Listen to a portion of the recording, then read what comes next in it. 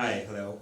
Hi, my name is Yash, and I'm from 40 Views, from the marketing department, and today I'm here to talk about bridging real emotions and digital narratives with volumetric video.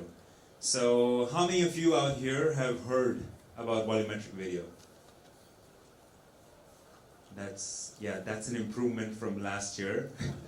So, yes, so let's go, shall we? So the first thing that I would like to talk about is storytelling. So over the years, storytelling has been an art form, right? We started with oral storytelling. People talked to other people, to their children, and passed on stories. We moved on to photos. We moved on to film. So what's next? The only logical thing that we see now is XR. So today I'm going to talk about how we try to bring real emotions into XR with volumetric video. So the main themes of today's presentation is captured around three main points: capture, build, and deliver. So capturing human performances is the principle of what we do, and then building them into a narrative, into a storytelling experience that people can enjoy across different mediums is also something that we do, and then delivering them to all of them is also what we're going to explore.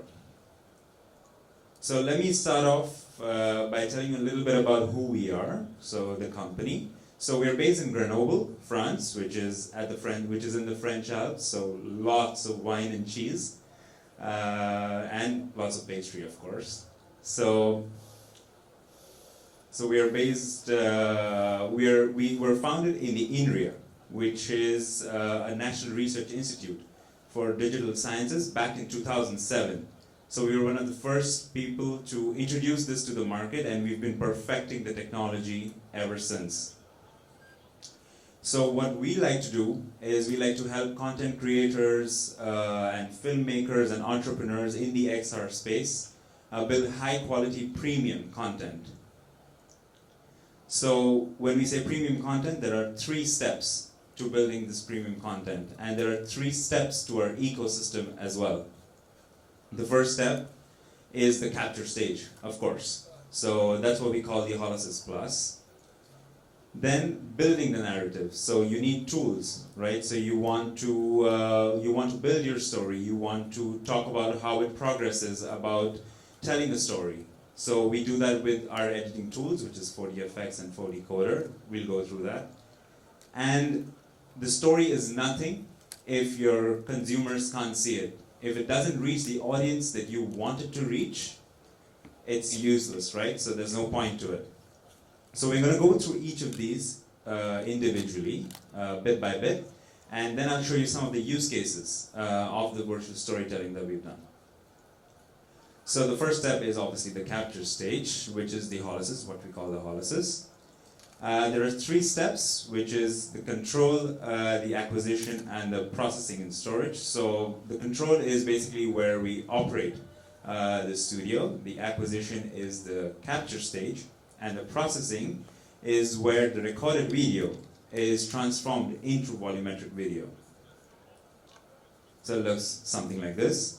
So let me show you how it actually looks, right from the acquisition to the volumetric. So on the left-hand side, we have a 2D video of one of our colleagues. He's inside the studio, and then you can see that it's in volumetric as well. So meshes and texture. So that's the core of volumetric video. So what the camera does here is that it records him from all around. There's 48 cameras all around him. And it's seeing him from each and every angle. And it starts to build a mesh, and on top of that it creates a texture. So you can see here that you don't need any special suits, any markers. You can just go as you are. You can go in a regular clothing. You can go and record yourself, sing, dance, whatever it is that you want to do, and have a 3D asset at the end of the day. So where would we do this? So we've been doing this since 2007. So we have more than 22 studios all around the world. No matter where you are, you can try to find a studio that's close to you and go build some content.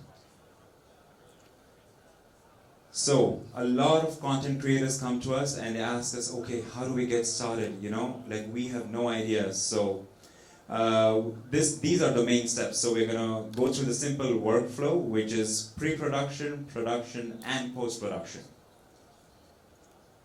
So the first thing that we like to encourage people to do is to go online and check out our creators platform. So what we like to put online is a lot of our sample data, and we like to encourage our creators to have a shot list. A shot list basically consists of a storyboard where you can build your story and see how it is going to look at the end of the day. So you can start planning your production, and that's how you go through pre-production. So it's finally D-Day. You get to the studio, and you start testing your things, and you start filming, right? So the main thing that you want to do is follow the team's guidance. So we try to make it as easy as possible. You get to shoot previews, and what you shoot is what you get. That's the main thing that we need to understand. And once you're done filming, we can start with the post-processing pipeline, which is editing with 4DFX to build your narratives. So to build your storytelling narrative, we're gonna see a couple of features for 4DFX, which will help you to build your narrative and to kind of understand that what it is that your consumer and your audience are going to see. So we have a lot of integrations with Unity, with Unreal, and a lot of other game engines that can help you create a narrative that is suitable for you.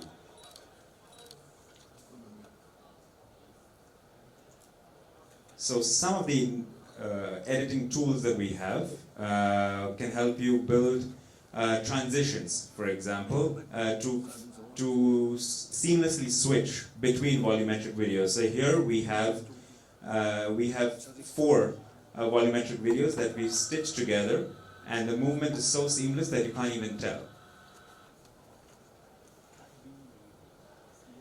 So when you have specific aspects of the volumetric video that you want to focus on, so let's say that you're working with a brand and you want to focus on the logo of your t-shirt, you want to focus on their face, you want to focus on specific aspects of their face or their clothes or their body.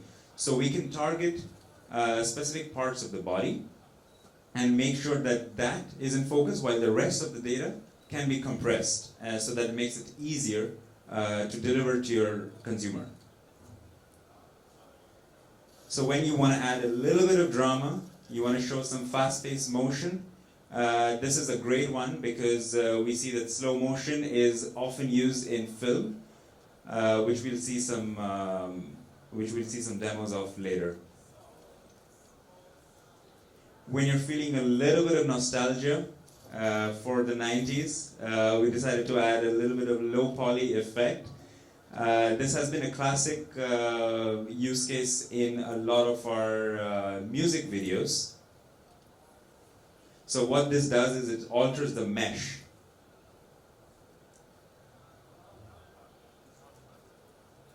So the color replacement tool has been very popular with the crowd population. So for filmmaking, when you want to save on filming extras and you don't want to populate entire scenes with real people, so what you can do is film one person and change the color of their clothes. So what we're doing here is we filmed the person on the left in a blue suit, and now in the post-processing pipeline we're changing the color, and we can create multiple copies of him and populate a scene. So we come to the final part of the pipeline, which is deliver. So we try to partner with a lot of different XR partners.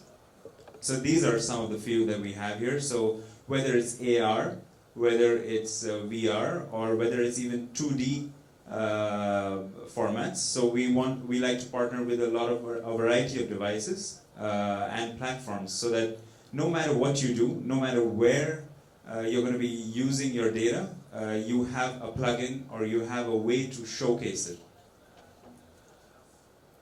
So we're going to go through some of the use cases that we have here. A lot of them are from all over the world, from all our clients, and a lot of them are also collaborations. So the first one that I would like to go through was a very special one that we did with Novaya, and it was a collaboration between our Taiwanese studio and us in France. So this is a story from the 60s in the United States of Claudette Colvin, and it was the story about segregation in the south of the United States. So this is actually a Cannes Immersive Award winner.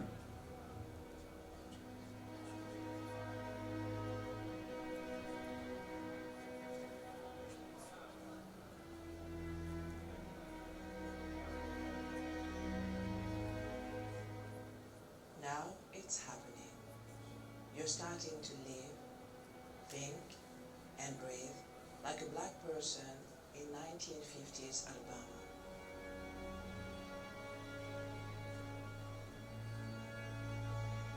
On Wednesday, March 2nd, 1955, Claudette Colvin boards the bus, pays her fare, and takes a seat with her classmates in the third row of the black section.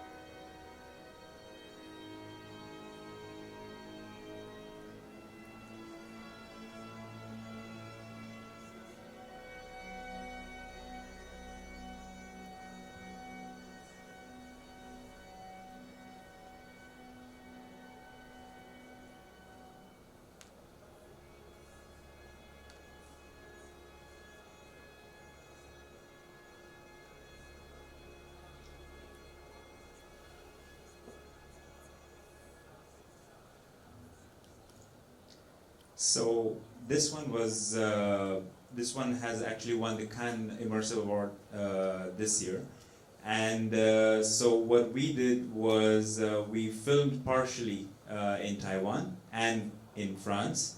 So we have a few stills from the studio. So you can see here that it was an entirely volumetric video experience, and it was based in different rooms around the world. And these rooms were set up according to the bus that Claudette Colvin was in when she was asked to give up a seat. So the idea of the experience was to make you feel as if you're right there. And volumetric video helped to bring real emotions into the experience. So you felt as if that you are watching it live. So you can go through the story with the audience, as an audience. So when you do put on a headset for that experience, this is exactly what it looks like.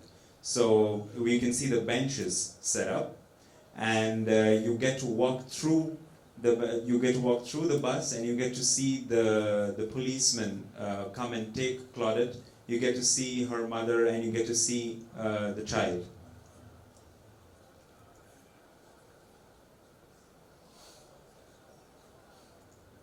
So the next one, what I would like to show you is VR gaming. So this one is a remake of a popular 90s PC game. Some of you may be aware of it, I'm not sure. So we did this in association with Vertigo Games. So our studio in the Netherlands, 4DR, helped to film this. So the idea here was, again, to showcase real people inside a digital narrative. The point of the game was to solve puzzles. I'm not sure how many of you have played the original game, but it is set in a haunted mansion, and there are 6 guests, and you have to find who the 7th guest is, and in fact, it's a ghost. So I'm going to let you guys go through that one. So this is how it looked behind the scenes. So we have a few stills from the actors. So that's a very creepy shot of one of the actors. So what they did was they filmed each of them individually and placed them in the scene in Unity to build the experience, to build it for VR. And it is freely available now to go and play. So a few of the shots that we have from the game itself, so you can see that when you're playing the game, so you get to experience all the people around you, and you get to see how they interact with each other. And eventually, during the game, they can interact with you as well. So there are possibilities for you to understand how volumetric video can interact with the audience as well. So this is a very popular one, a series of documentaries on French television to showcase how climate change is affecting us. So this was a 2D video format, of course, since it's on television. And he filmed it across different environments. So he filmed himself in one of the studios that we have in Paris, and the environments were built in Unreal Engine.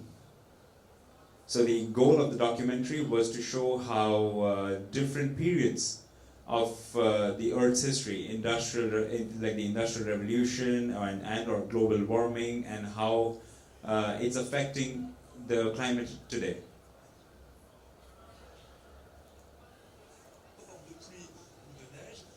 So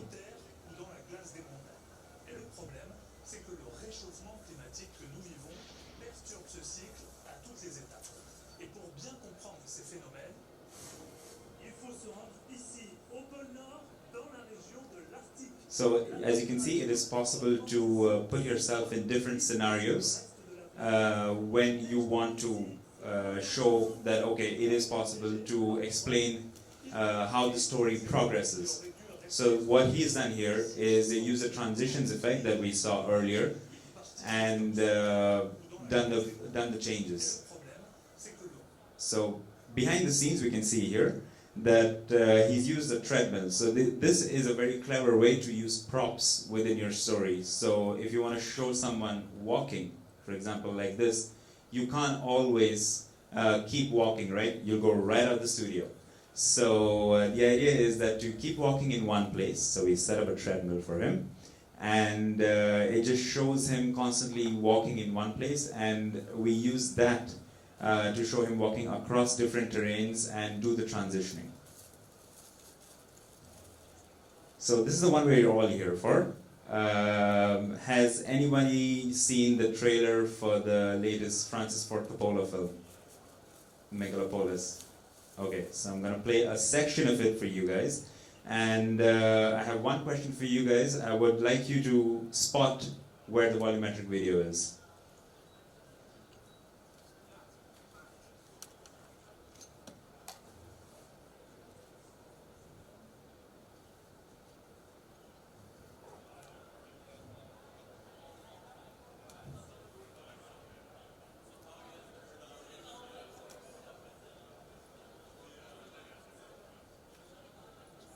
So, what do we think? The statues, you think the statues? Okay.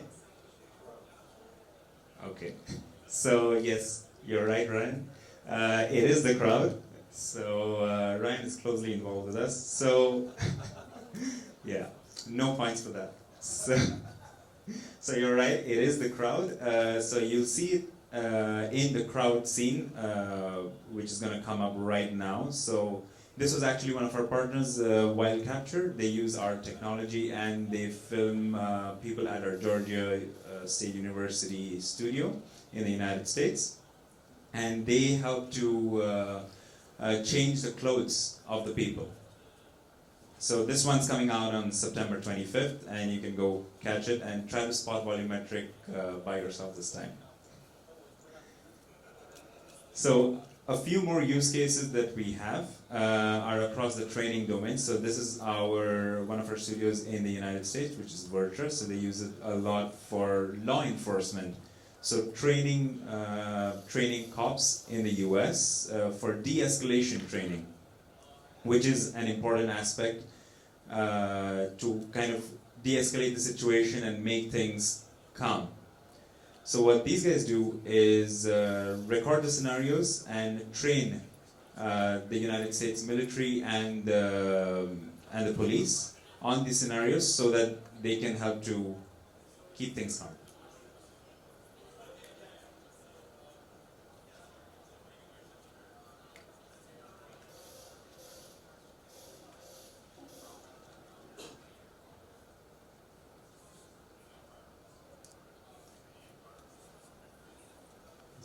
Bit short in time, so I'm going to move on.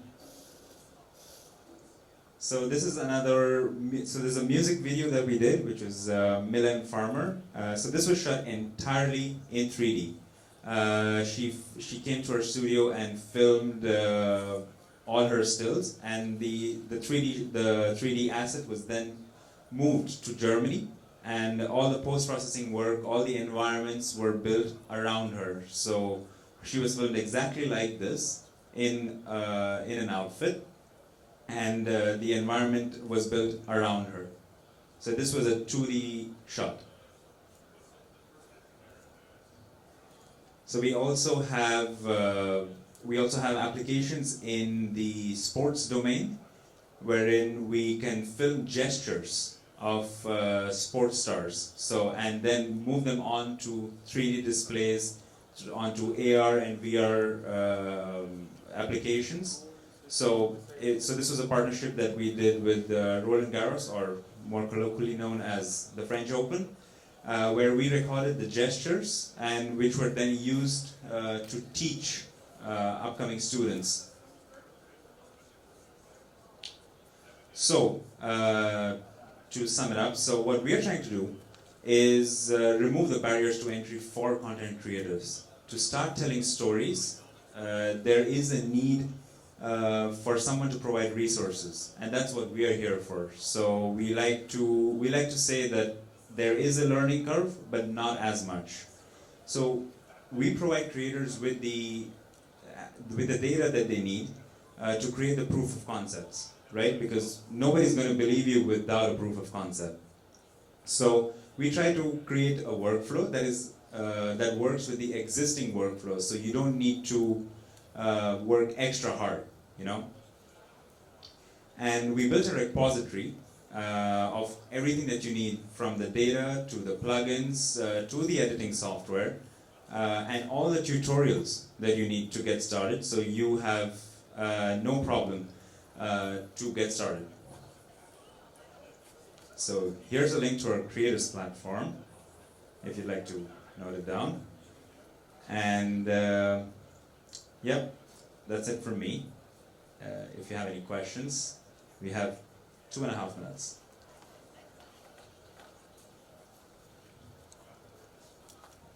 Yeah, that was really good, Yash. I'm just interested on, obviously you're talking about linear stories and limited interaction. Are you guys starting to explore how generative AI will influence volumetric video? So as in like taking those meshes and then adding an interactive element to it, back and forth? So generative AI, yes, that's a good question, but we still believe that real emotion is going to shine through. So for AI, we like to think that we would like to use it in parts of the pipeline, not the entire thing. You know, so right now, yes, AI is in trend. So we do understand the importance of it, but we would like to use it only for parts of the pipeline and not the entire thing. You know, so yeah.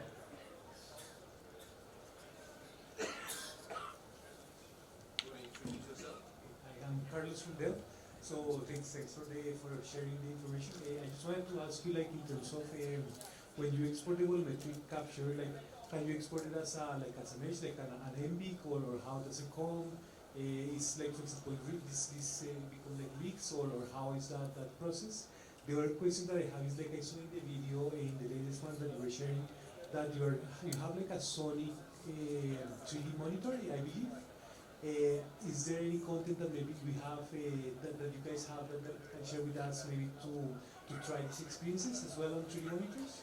Yes. So yes to both of your questions. So we can export in Alembic and various other formats to ensure cross-compatibility. And yes, we can probably share some content with you. Yes. We have a speaker. She's going to ask in Mandarin. I'm going to translate for her for you. 我这边有个问题，就是因为他这边其实拍摄那个体积视频的嘛，我看到国内其实有一些那个技术是用一个相机阵列，比如说用 Canon 啊，或者用其他的这种相机阵列来去拍摄，它这个应该偏向于可见光的这个技术方案。所以呢，一个是想问一下，就是它的这个技术方案相对于这种相机阵列的技术方案，它的那个区别在哪里？然后第二个点是关于。Okay, this is a very long question. She say, in China there are people using the camera. I don't know what it means, but is it different from the way you are doing it? I would like to understand a little bit more, maybe. Yeah. 相机阵列。Or have a series of camera, how they shoot it. Yeah. I do not know what you mean, but you say how is it different from what you're doing, and any comments on that? I'm sorry, I didn't understand the question, but maybe I can explain it a bit differently. So the capture studio, it has 48 cameras all around. This is about the camera. 他们也是有相机. Oh, I think similar. Sounds to me. Yeah, it sounds similar. She has a second question. 然后第二个就是说，我想了解一下他拍出来的这个视频的那个面数，或者说它的像素大概是一个什么水平？ Yeah, once you took in your picture, how high is the resolution? So the resolution, it can go up to cropped 6K. Top 6K. Okay, good. Wow, wonderful. More questions? Some tough question for the speaker. I like that.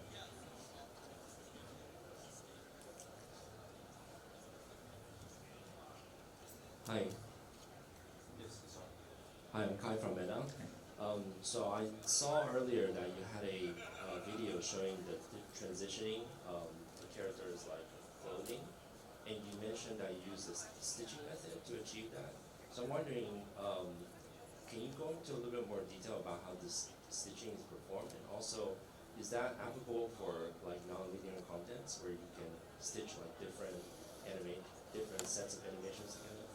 Yes, so the transitions video that you saw was actually 4 people dressed in 4 different outfits, right? So what we did was we captured him walking or just moving a little bit. Each time the movement was the same in different clothing. So are you familiar with Photoshop, with Premiere Pro? So for the effects it's similar. So what you can do is put different content in different slabs, linearly. So you can then use a transition between the 4 videos and make it seamless. So, and to answer your second question, yes, you can transition from, let's say, one person to another person. It is possible.